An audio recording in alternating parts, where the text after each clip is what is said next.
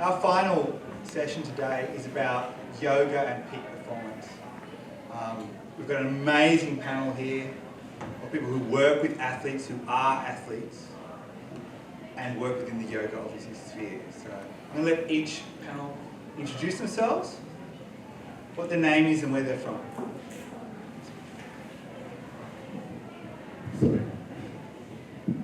My name is Bruno Alves. I'm from Jiu-Jitsu, from Brazil, and I live in Australia just 3 years.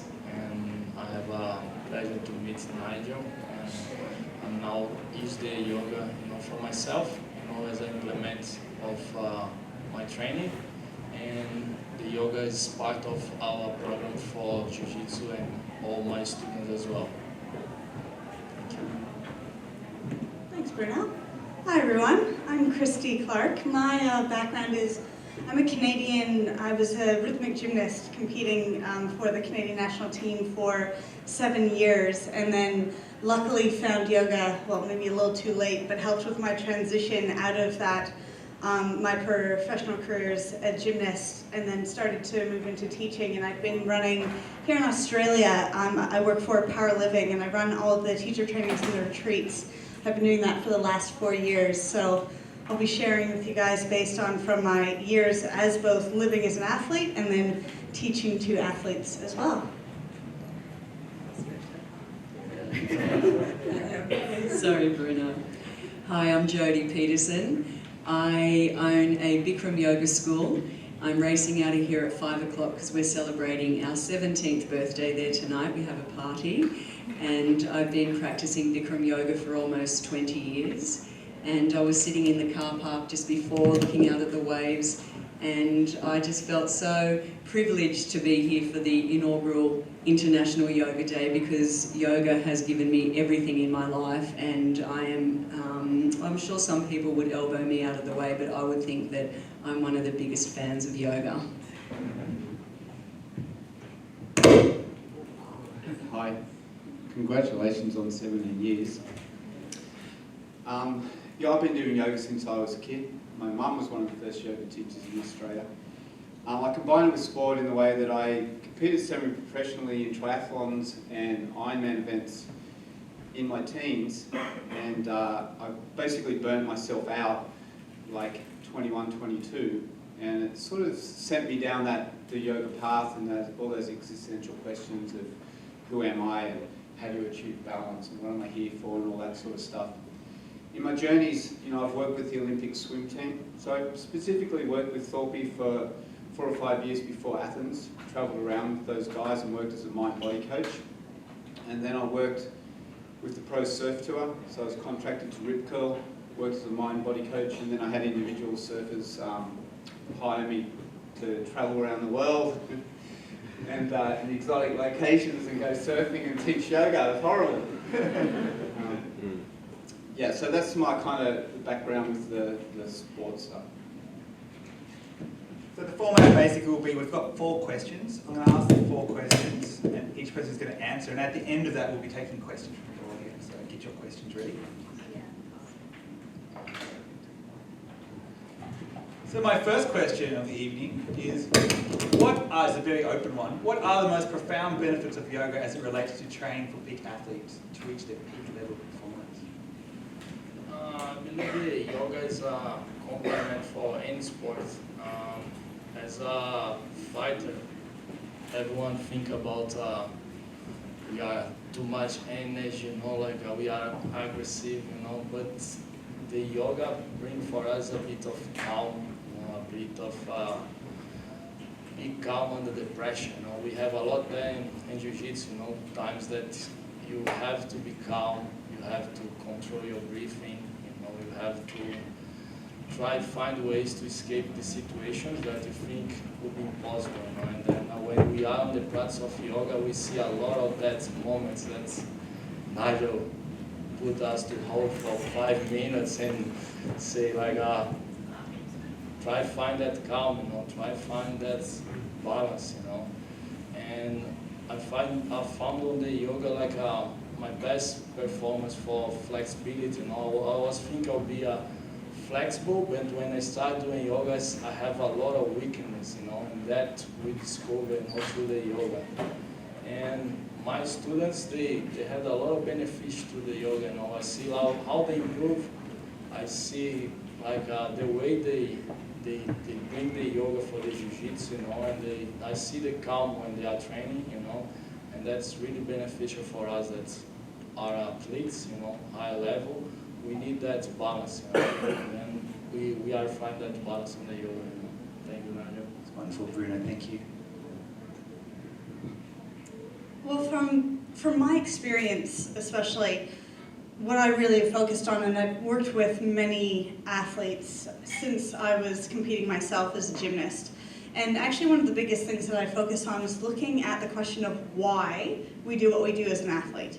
And I find that can be actually the greatest benefit to reaching peak performance. Because at least from where I was coming from, it was so much driven in the ego. As an athlete, wanting to reach a certain status, wanting to be seen in that status. And through the practice of yoga, really asking yourselves, well, who am I really? Whether I get the gold medal or I don't, whether I become first in this competition or not, who am I beneath that? And for athletes to be able to come into a high pressure performance situation and take out the attachment to the results and get more clear on why they're actually doing it from a love for themselves, for a love of their body and a love of their own potential, will actually help to bring more peace to that person after they have that achievement and get to live their life as the athlete. Because at least for myself, I know when I retired from my career as a rhythmic gymnast, that's actually when I had the greatest struggle in my life, because I was faced with the question, well, who am I now? I had lived my first 19 years pretty much as the gymnast, as the world champion level athlete. And then when that was taken away from me, and I wasn't competing and I wasn't known for that anymore, I went through a huge crisis of thinking, well, I gotta keep competing in every other aspect of my life because that's all I knew what to do, and that's how I thought people would recognize me as being successful. And so that's when I came across yoga and found yoga to really go deep and to ask myself that question, not only who am I now, but to look back and see, well, why was I really competing?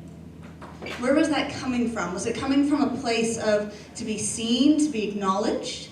Or, unfortunately, as I was saying, I wish I had found yoga a lot sooner so I would have been clearer on knowing those questions beforehand. So whether I showed up at those competitions and came first, came second, came third, or came last, could have left the situation with more peace, saying, well, I actually did it for a place that I knew this was my passion. I was here to perform because that's what lights me up more than anything else in the world, rather than the seeking the recognition of being first, second, or third. So I think that's probably one of the biggest benefits that yoga can bring to an athlete is not only looking at how they're achieving, but where they're coming from and ask themselves why. Thanks, Kristie. What I love about yoga is this on? Is it makes you really smart.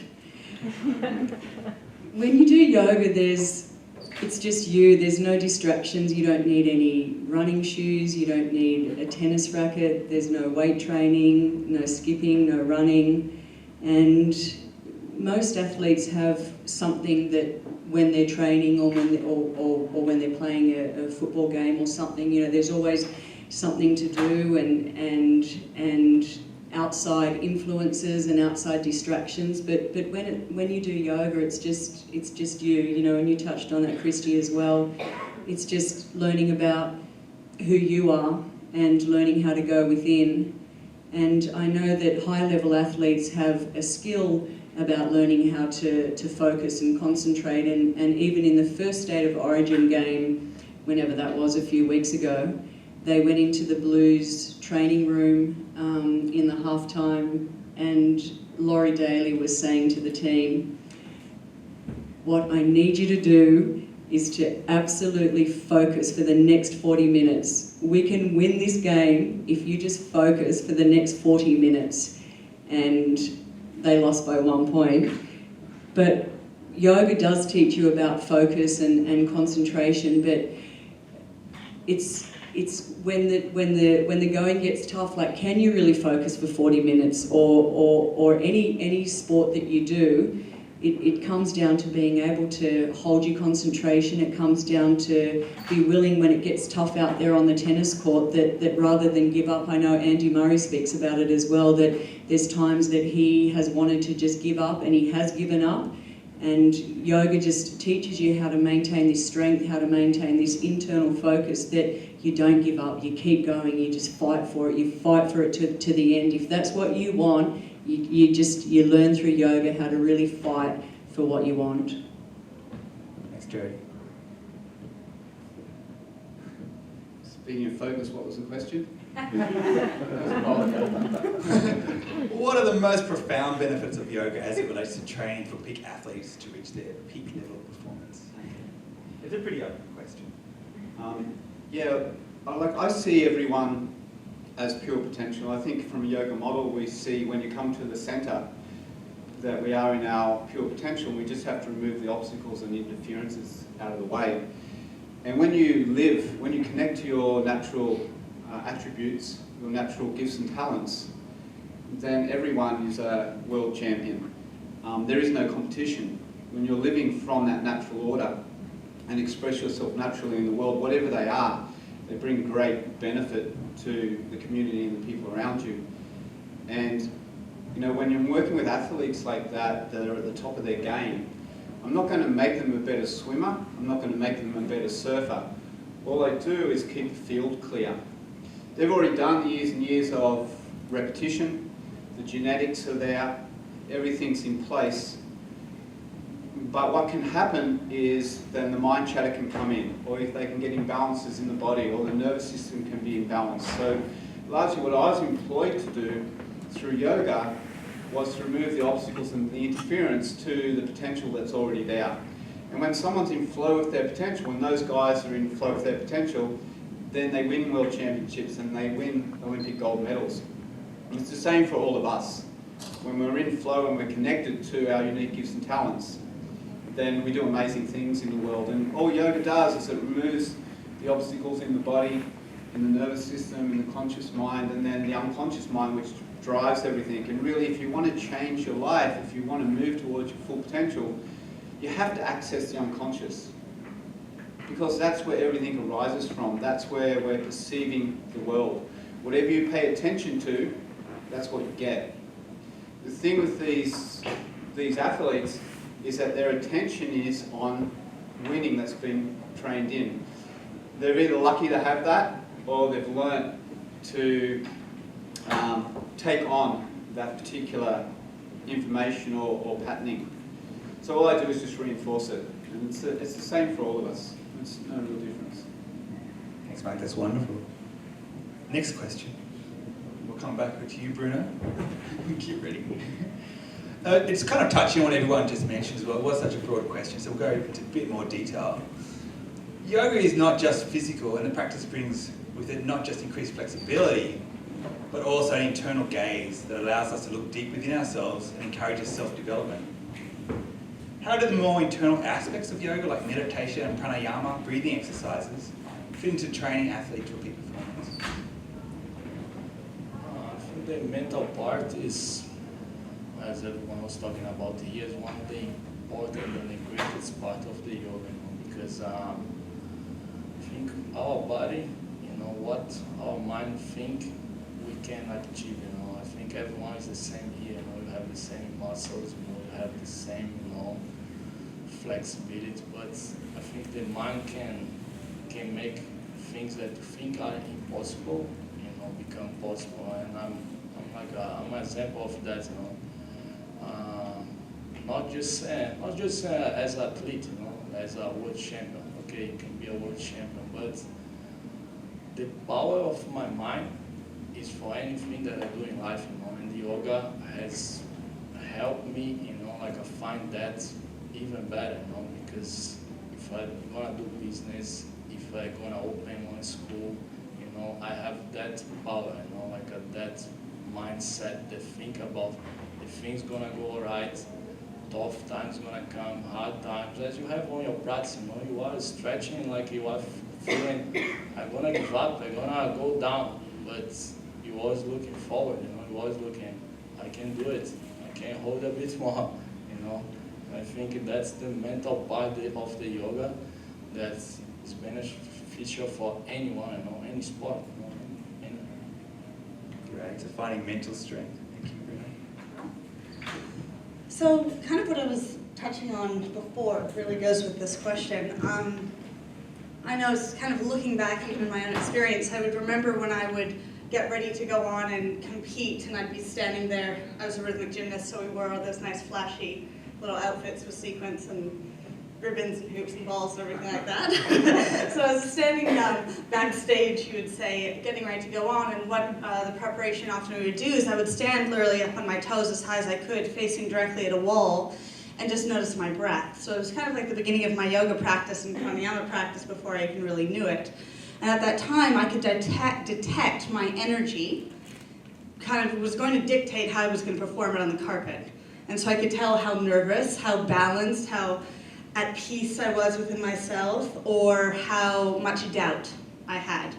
And that's something I work with now a lot in athletes, because what happened in my experience is that doubt is what stopped me from actually reaching a higher level, because I got to a point where I had achieved great awards and status within my country, but I got to the point where my mind couldn't handle struggling with those doubts and those fears and getting nervous, so I left it. I retired from my sport and I went on to something else.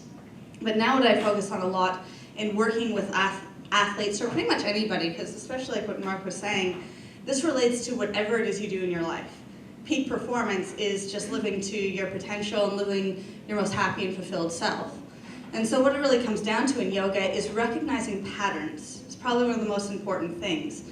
Is understanding, okay, where am I coming to right now that's creating this habitual pattern in me that's causing me to react and therefore act from the same place.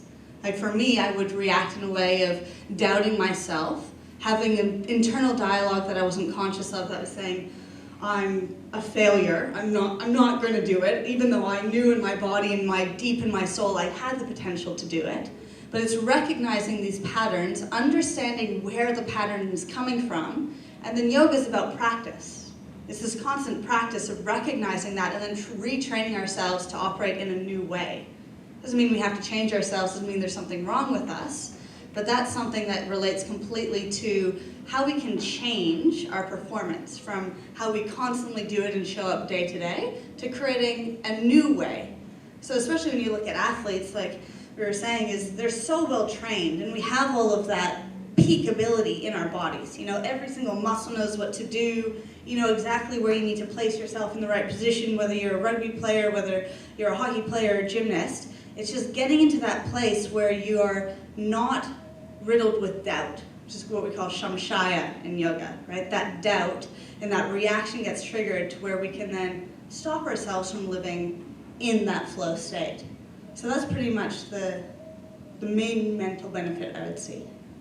Overcoming self-doubt. Thank you, Kristie.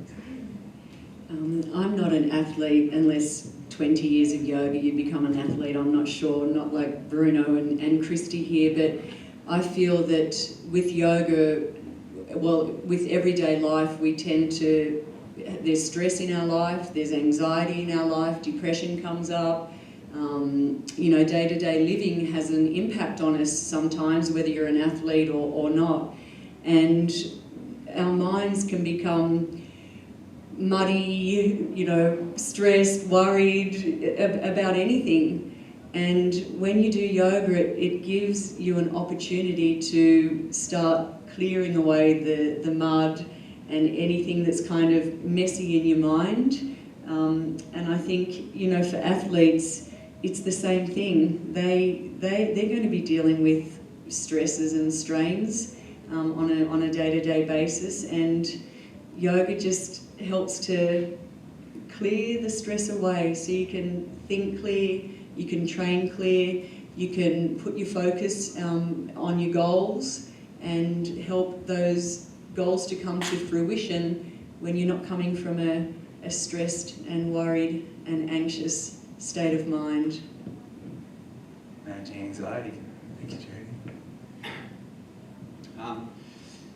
Yeah, like yoga chitta vritti nirodha. That's the definition of yoga. It's the second sutra. And so yoga is chitta, the mind field, and the vrittis are the movements of the mind or the chatter in the mind. And nirodha means to have mastery or integration of all those movements. So basically they have quiescence or quieten down this incessantly thinking mind.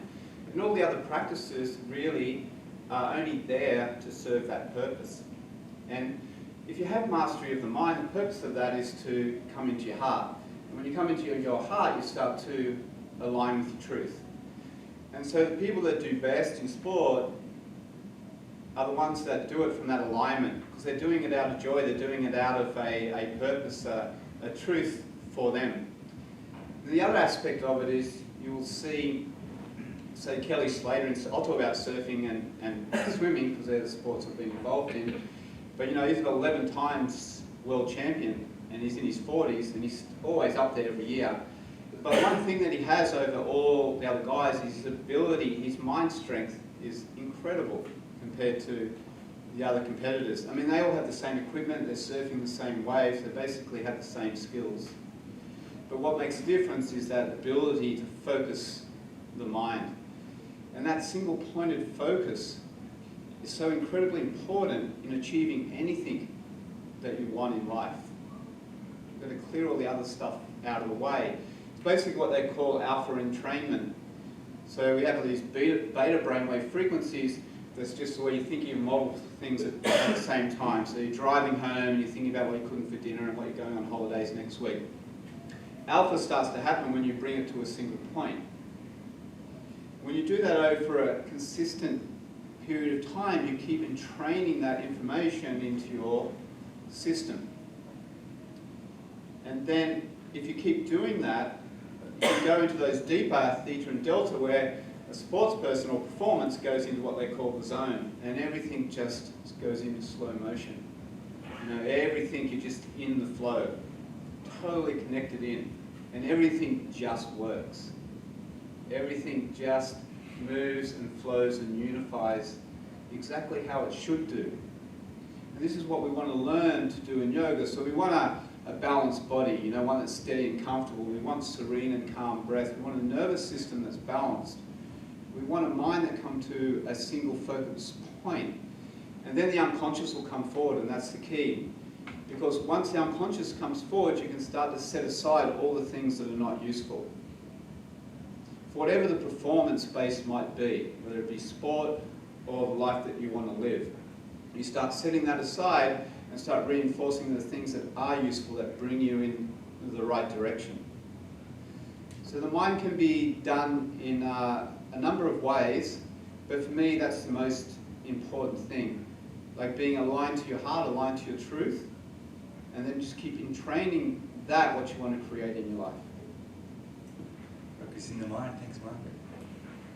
All right, Bruno, back to you. Third question. It's getting easier. What part can yoga play in aiding people who are pushing themselves to the very edge of human physical ability? Can yoga play a part in the mental strength, I guess we've already touched on this, needed for elite athletes under enormous pressure to perform, who then suffer setbacks in their careers such as injuries or competition defeats? Yeah, we always talking about about the hard times, you know. I think everyone has hard time. It's not easy when you are winning everything. You keep happy, you know. Everyone that's around you are happy. You have money in the pockets, but when the things going wrong, you know, you see that's the worst part. That's the time that you have to deal. You have to get that mental strength, you know. You have to see on the horizon and see I can't come back where I was before, or I can pass through that hard time, you know. And for our athletes, you know, it's always like this, you know.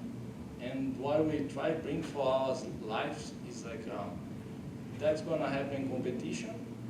That's gonna happen when I'm retired, you know, any part of my life or my business or my family, you know, we can get divorced. And what I see in people that do yoga, you know, is how they keep the calm, you know. You see who practice yoga, they are always calm, serene, you know, and that's what I try to bring for me. You know, I wanna stop compete soon, and then I wanna bring that calm, you know, for my family. You know, I wanna have a family that's everyone that's serene, calm inside of yourself, inside of everyone that's around you. You know, you see like you sometimes you wanna ask, you know, what's happened. You know, like everything go right in your life. You know, everything is perfect, but no, it's like it's what they have inside of their mind, and they can control, and they can find their happiness in small things, you know. And Jiu-Jitsu, we have a bit of ego, you know, like about that's your belt. You know, in yoga, you don't have belts. Everyone is like is the inside of the room, you know. Few are more flexible, few are not, but they are training that. They try to reach the best of their performance, you know, and that's what I think, and that's really good in you, you know. Beautiful words, thank you, Bruno. Well, I think there's two sides of this from what I see. Is first of all, when you're really pushing yourself, the physical space is where yoga can really come into. I mean, especially from how I trained, my coach would always say to me, perfect practice makes perfect, right? So everything perfect, that's what you had to do. And deeper is always better, harder is always better, further is always better. And I remember when I was practicing, probably in the first couple of years of my yoga practice, and a teacher first really held me accountable in the class, and she actually was telling me to come out of the pose. And she was telling me not to go so deep in it. I remember having this moment to myself thinking, what is this woman talking about? How on earth could this be benefiting me, because she's telling me to do less physical range with my body? And I felt, well, that means that I'm not working hard enough. And when I started to realize and see the effects of that yoga practice on my body is, it doesn't actually necessarily mean in our physical body that we always have to be pushing it to the limits like that. And I've worked with so many different athletes in many different realms, and seeing that that's often the mentality of it. But I think what yoga can bring you to from the physical side of it is that ability to train smarter, so to speak, or more conscious, more aware. And sometimes actually backing off and giving ourselves that permission to do less or to work at more of a consistent, steady pace. There's actually the definition of practice in yoga that would be described as consistency over a long period of time and with faith. And so those are the three aspects that make up a practice. And I could see that benefit coming into athletes and even myself, and I switched this when I started to become a runner after I was a rhythmic gymnast, because I had no idea I had to compete somewhere. So I decided to start training for marathons, and I started to apply that mentality instead. Consistency over a long period of time and dedication to it, rather than that I'm just going to sprint my way through this. And what happened is the results that I had as a runner were actually more fulfillment and a lot more sustained, and I wasn't being injured, and I didn't have those huge fluctuations of highs and lows. So I think that's probably the main part of it from the physical. And then really from the mental is what I spoke to earlier, but it's the main concept, or one of the, I think, most important concepts, which is in yoga, abhyasa and viragyam, right, which is that constant commitment to practice, that's abhyasa.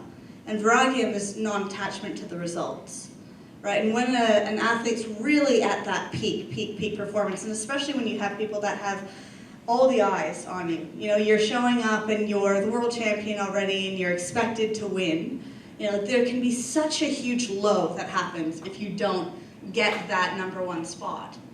And so what we're looking at is the ability to have that self-love and that non-attachment to the result, even if they came first, second, or third, like I was saying before. And that's really where I would love to see more athletes and everything that we do get to, is to have the same level of fulfillment getting off of the court, getting off of the competition field, just knowing that you were true to yourself and what you were doing. And I think that's the best athlete out there, rather than the one that has such over-pride because they won something and then feels so terrible about themselves because they didn't, but just has the ability to have that steadiness. And that's probably the hugest mental benefit of really peak athlete, or anybody peak, you know, because what happens is once you're on the stage, all eyes are looking at you, and there's that huge commitment from, we see it, from everybody else to succeed, you know, and if we can let go of that, then we can succeed no matter what. That's perfect. My husband competes in Ironman triathlons, and we, at my yoga school, we tend to attract a lot of them because he pulls them all in to come and do yoga. And it's a really long race, an Ironman triathlon. It's a 3.8 kilometre swim, 180 kilometre bike ride, and then a 42 kilometre run. My husband's not a professional, he just does it because he loves doing them. And his friends and people in his club that he has brought to yoga, just on the injuries, Nigel, what you said, because a lot of athletes are struggling with their bodies. You know, they put a lot of demand on their body. There's a lot of tightness that happens in the body when you're competing, not just at a high level, but even at a kind of a fun level. My husband does it because it's fun. And the amount of triathletes who have come to our yoga and have really improved their time on the day of the race just by having their hamstrings open, just by helping their knees to not hurt anymore. My husband's 52 and some of his friends are in their 60s that are competing, and they were waking up and it was taking them about, I don't know, 20 minutes to kind of get out of bed and walk to the bathroom. They were in so much pain, and they hate coming to the yoga, they hate doing the yoga, but they just know that it's the best thing for them because it's the only thing that's keeping their bodies young and allowing them to keep doing what they love doing, is these what I think are ridiculous Ironman races. And I'm glad that it's him and I can just sit there. I mean, I have breakfast, lunch and dinner, and he's still out there on the day racing around doing whatever he's doing. So, you know, we're all talking about the mental aspect of yoga, but definitely for what it does for keeping the body open, keeping the joints young, juicy, happy. You just can't, you know, there's nothing like it for allowing you to keep your body functioning at a really optimal level. Stretching, opening, yoga, it's the best thing that you can do. Thank you. Yeah, we talked about mastery of the mind, and a little further down in the text they talk about what we like to call the 13 yucky things. And the 13 yucky things, there's 9 things that happen, and no one ever remembers those, but a combination of those 9 things leads to 4 other things, which are you know, mental pain, physical pain, disturbances in your breath, and nervous system being imbalanced. But when you get a combination of those, people come to see you, you know, because they're in physical pain, they're in mental pain, their emotions are all out of order, and they come and see you because they just don't know what to do in their life. And what they say is the antidote to the 13 yucky things, again, is single-pointed attention. And Patanjali says, it's cool though, don't worry about it, don't fret it, because it's predictable, it happens to everybody in our lives. We get these 13 yucky things with these 4 results in the end. But steady your ship and go back to the one thing that you know is going to bring you back to balance. Go back to your practice, go back to your breath, go back to your meditation, go back to your mantra, whatever it might be, go back to that. And with the athletes, hey, you can't win all the time, right? And you get injuries, and you get illness sometimes, and you can't perform at your best. So when disturbances come into the field, okay, 13 yucky things, go back to the one thing that you know is going to bring you back into balance. Or it might be a combination of things that are bringing you back. So I always talk about that, you know, with anyone that I work with, it's predictable, don't worry about it, right? Just steady your ship, go back to what works, and keep doing that over and over and over again as a prominent practice. The other aspect of it, like I've talked about Ian Thorpe, and then, you know, Mick Fanning was surfing, I work with him a lot, and to me I see those guys as yogis. The difference is that their focus is outwards. And what we're doing on the yoga journey is we're going 180 degrees and we're turning our focus inwards back to our essential nature, if you like. So, but to be able to be, you know, a world champion, you have to have that single-pointed focus, like a yogi, like incredible focus. I mean, to get up early and go up and down a black line 4 or 5 hours a day takes incredible focus to do that. The surface is a little bit different because it's much more of a creative expression. But the thing is, when a lot of these athletes, you know, Kristie was mentioning it, when they finish their sport or they're forced out of it or whatever, a lot of them go into kind of deep depressions and difficulties in their life. I mean, when Mick had his injury, his hamstring, couldn't compete for a year, went into a lot of problems.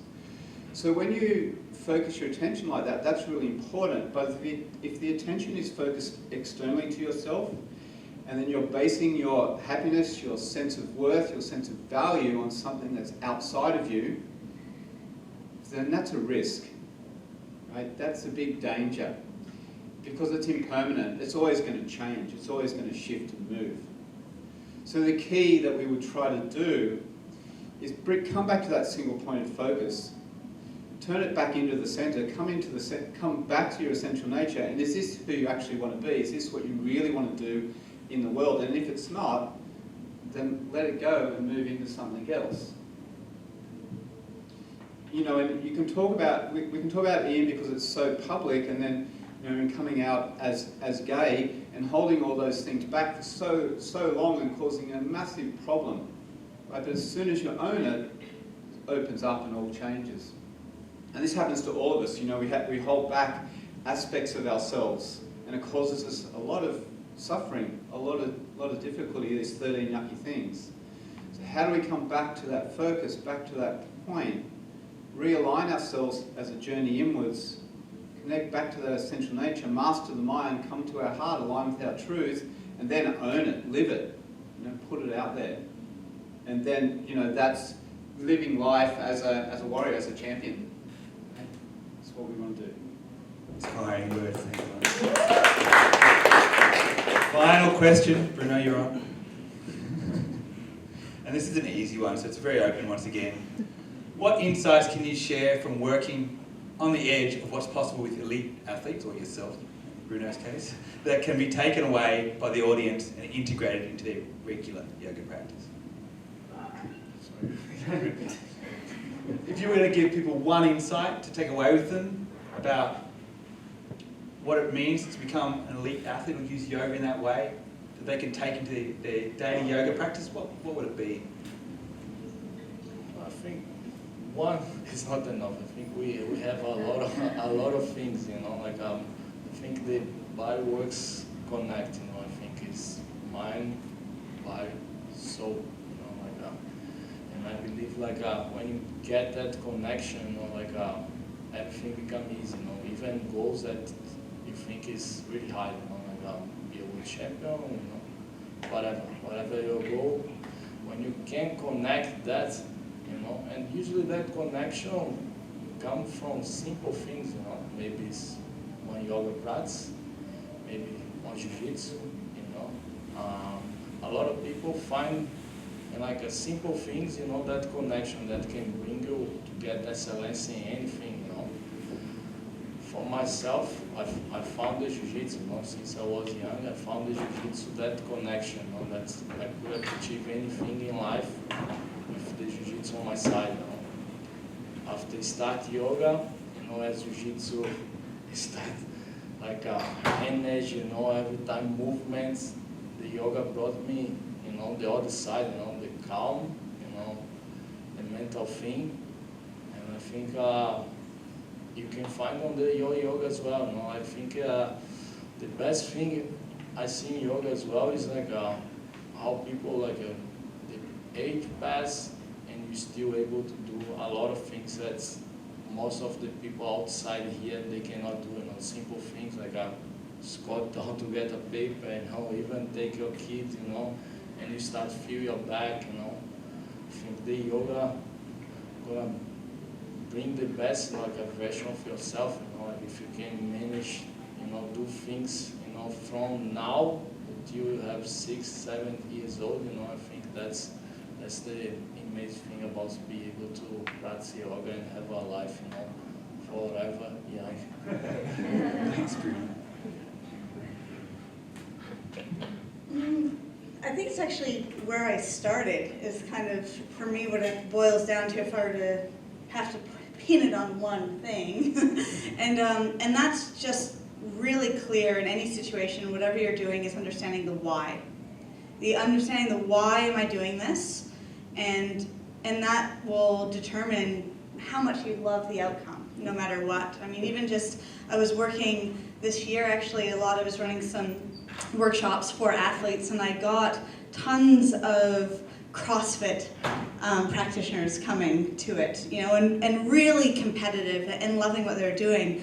But quite a number of them came up to me towards the end of the workshop, and they were really challenged by when I was really asking that question to look inwards, and we were doing a physical yoga practice through the workshop, and using an example for them to see why are they doing it, or where is the motivation coming from right now, and then relate that back to what they do in training in their sport and in CrossFit. And quite a few of them came up to me at the end, and they were realizing that quite a few things that they were doing and putting, as a result, a lot of strain on their body, having massive injuries that was causing quite a bit of suffering and them dealing with it in their life. And they realized, I'm actually coming up from a place of, I don't even care really if I achieve that.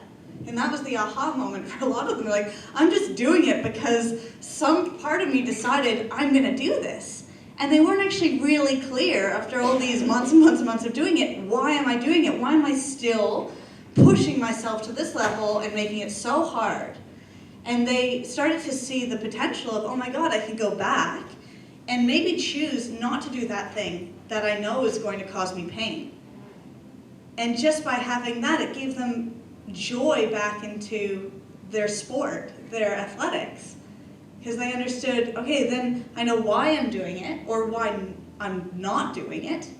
And that gave them the potential to continue to do it. And I know even for my biggest experience in my athletic career is when I came to the end of it, as I had mentioned, I was really to that point of battling with my own mental demons brought me to that tipping point. And in my last competition that I was a part of was a international competition. It was one of the Pacific Alliance rims, and it was the final day, and I had just competed. And the first 2 routines that I did in my kind of fashion, what I did is I went out and I had 4 routines to compete. The first one, I would screw up. And this was kind of my fail-safe because, well, I'd already come down, I set myself up to be down here. So then if the next 3 I start to do really well, then I had nowhere to go but from 0. See what I mean? But if I did really well in my first routine, I had opportunity to fail. So that was kind of my backwards competing technique. And the coaches and the judges on the Canadian team sat me down after that day, and they just said, my coach really bluntly, coming from the heart, I'm really disappointed that you're not letting the world see your potential and see how much you can shine, because you're allowing your own doubt and fear to get in the way. And that was the one moment where I decided enough was enough. And I realized that what I'd been doing was why I was competing was to please out there. I was trying to get the marks from the judges. I was trying to make my coach proud. I was trying to prove to everybody that I was something.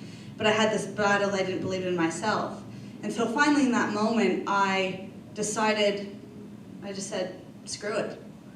I said, yeah, I'm not going to try and be amazing tomorrow. I'm not going to try to win. I'm just going to let it all go. And I went out there and I competed the best I've ever competed in my whole life. It was the most amazing experience I've ever had as well, because I just felt so free.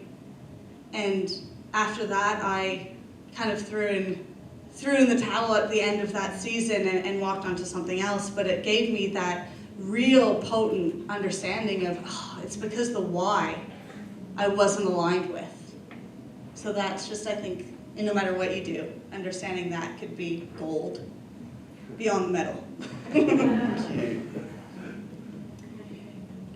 Your best asset as an athlete is yourself, and when you do yoga, yoga's the subject, but you are the object of yoga.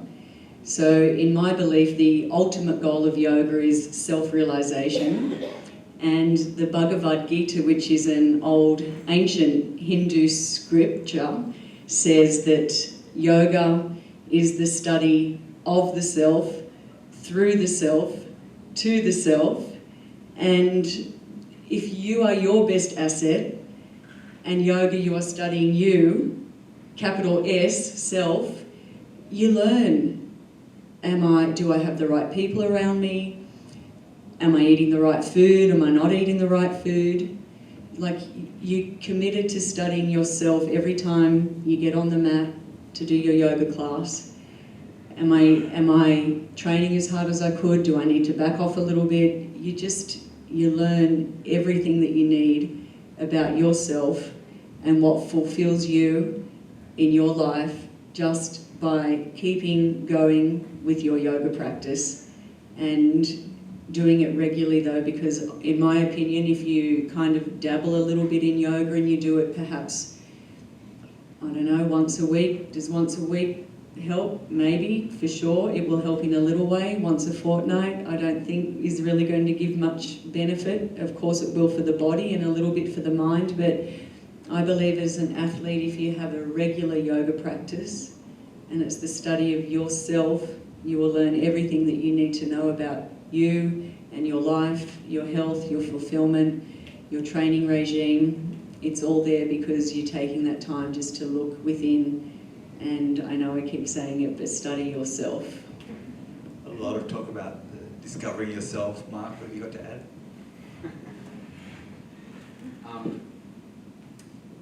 We talked at the beginning about when you're in alignment with your natural attributes, your gifts and your talents, then everyone benefits.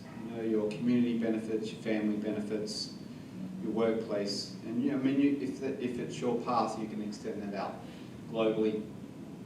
And every child wants to express themselves, express their attributes, but through misunderstanding, we often try to get squeezed into a box, and we're forced to live how it should be, and we lose connection to it, and we lose value in ourselves, and we lose sense of self-worth. And when you try to do anything from that place, it just doesn't work. And so when an athlete is trying to win or be the best from that place, trying to prove themselves or trying to fill up by winning, coming from that place of how it should be for somebody else, it's never a good way to go.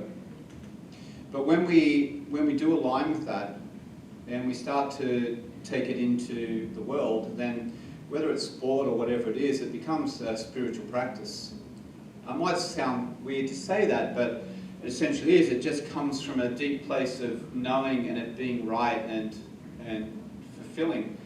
And one of the signs of that is humility. And actually, when I only just met Bruno, but when I looked at his list of stuff on the website, it's really long. When I Facebook stalked him, so it was always like big list of world titles and stuff like that. But you see absolute humility in that. Like, I can tell that from the beginning. So because I hear him say it's a spiritual practice. It's just right. It's who I am. It's my teacher. It's my path. And when it becomes our path, then there's no stopping us. And again, there is no competition. There's no competition to being you. Right? It just flows along when you're living from that place. So I was going to say something else too. I don't know what it is. Should we open up the floor for some questions? Yeah, open up. It might come. So if anyone wants to ask a question, just put your hand up and I'll come and bring a mic. And you can ask a question to the whole panel or to a specific person. Any hands? God, we've done a good job there. All your questions are answered? Yes, I have a Oh! Coming over. I just thought it was interesting because I'm sure there are people here who aren't athletes but are performers and are looking for peak performance in other aspects of their lives. Like, I know there's music performers, artists, whatever it is. It'd be interesting, I don't know if this is more of a comment than a question, but it'd be interesting to discuss a little bit more how, like the idea of peak performance is much bigger than just a physical peak performance. It's there's an alignment with whatever you're doing in your life, and finding that sort of space, that mental space and that physical space to be able to just sort of glide in that sort of zone where you feel, like you said before, that the minute you asked your question why, and then you sort of thought, what the hell, and then you sort of entered that zone where you really performed really well. And I think that kind of goes across the board to whatever you're trying to do. If you kind of let go of whatever it is that's pulling or pushing, you kind of find that little sweet spot, and that's where you find the peak performance. So I just had that thought then, because I'm not an athlete, but I am a performer, and I think whatever performance you do, you grapple with that, you know, finding that kind of peace and yeah. Thank you. Any comments from our panel? Well, just will touch on that. It's exactly that. It's across the board. I mean, it doesn't have to be athletics, and I think what I've heard a lot of from the fellow panelists today is that it really does come down to the mind and the mind space, and that's what we're really training in yoga. You know, it's just we use the physical as something to focus on and train the mind on, and then recognize ourselves further through that. But it's the ability to stand up in any arena, no matter what that looks like, and be your true, authentic self, is what I would believe is being your peak performance. You know, because that takes away the judging panel, you know, and it's just being true to ourselves, and that's the best we could be in life. It's just the best version of ourselves. So yeah. Are there any more questions from the crowd? Oh, one more over here. Mark, is it? Yeah. Sorry, you were just talking before about accessing the unconscious. Can you talk a little bit more about that, if you don't mind? Sure. You know, yoga is this inner journey. If you like, you can look at it from the 8 limbs, right? So the first 5 limbs are the external practices, and then the last 3 limbs are your internal practices, but they work inwards. So yama and niyama is about, you know, removing the like balancing and removing the obstacles in your relationship to others, and then, you know, practices for yourself, and then you work to create the body balanced, steady and comfortable, they call it, but we could say a balance between flexibility and stability and strength through the body. So essentially you can sit on the floor, you know, you can be comfortable, you can sit there for hours and there's no imbalance in your body, so it doesn't disturb you. So when your body doesn't disturb you, you can go beyond the body, you can go deeper. So then we want to bring the breath to a place where it's serene and calm and the nervous system is balanced.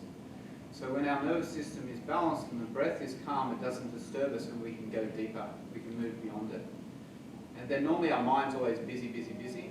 So when we bring the mind to a single point and focus it and make it quiet, it ceases to disturb us, and then we can go beyond it. And once the mind becomes single-pointed, then the unconscious comes forward, the samskaras come forward, and they're coloured with attraction and aversion. You know, the things that we like and the things we don't like. So basically the world that we see, the world we perceive, is based on what I like and what I don't like. And that's the world that you get. If you think that the world sucks and nobody loves me and it's all hard and it's all difficult, well, guess what your world's going to look like? Right?